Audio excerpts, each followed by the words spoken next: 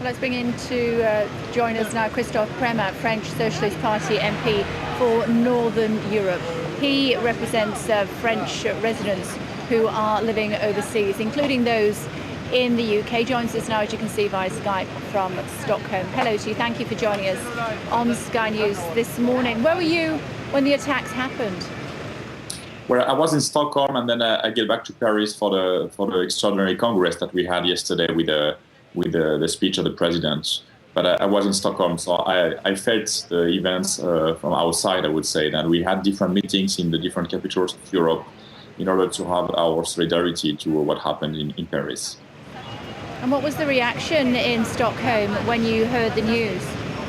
Well, it was really strange because you had a contrast with the situation in Paris, where we have a big sorrow and where all the public events were cancelled in the capital. But in Stockholm, in the other capitals, in London as well, we had a big feeling of solidarity, spontaneous demonstrations of peace, and that was very pleasant to have this feeling, to share this feeling of solidarity with what happened in Paris.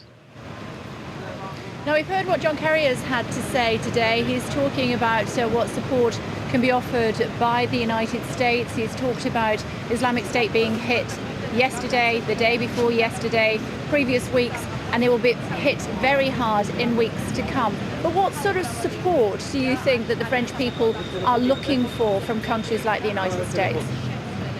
Well, there was said yesterday by the President Hollande in his speech that he delivered to the Congress that we need to identify and know our enemy, because we have now one target, one specific target, which is the Islamic State.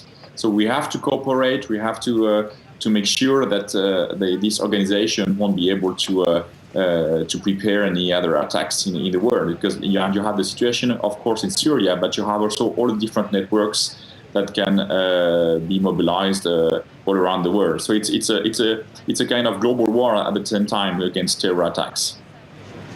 I was speaking to some Parisians yesterday who said that although 129 people, forgive me, have lost their lives so far, that death toll could rise still further, with many still critically injured. Islamic State has lost because they were looking for segregation. They were looking for people of Muslim origin to be segregated here in Paris and wider France, and that has not yet happened. Well, I'm not sure that we should connect the segregation, the social segregation that we have to the Islamic State.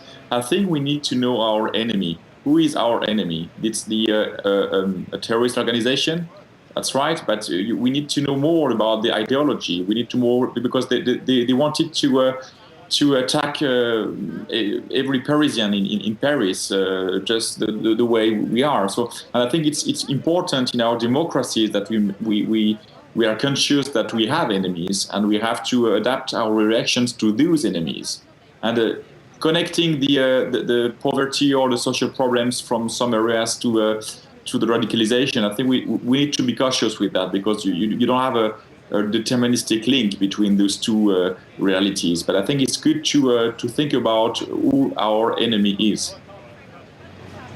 Good to talk to you. Thank you for joining us on Sky News this morning.